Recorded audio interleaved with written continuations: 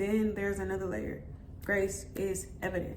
Now let's look at this word evident. Evident is an adjective, it's not a noun. It describes something. It's more about what's being observed. It's more about what's being seen. And it's very comparative.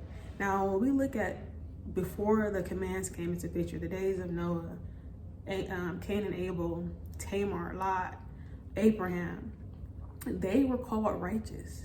And in some instances, especially when it came to Lot, when he gave his daughters up to the men who were trying to do stuff with the angels, and then Tamar, who deceived her stepfather and tried to sleep with him. I'm like, why were these people called righteous? But I'm gonna get to that in a minute. But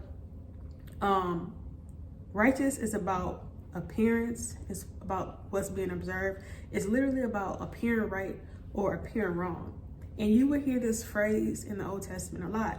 And the phrase is, if I have found grace in thy sight, or if I have found favor in thy sight. Genesis 6, Noah said that. But Noah found favor in the eyes of the Lord. And it says this, Noah was a righteous man, blameless among the people of his time. So that God sees the heart of man, not just the surface. So we know it's not just merely talking about that. It's talking about people behaving in a way that it is evident that they know that the Lord's eyes is on them. Does that make sense?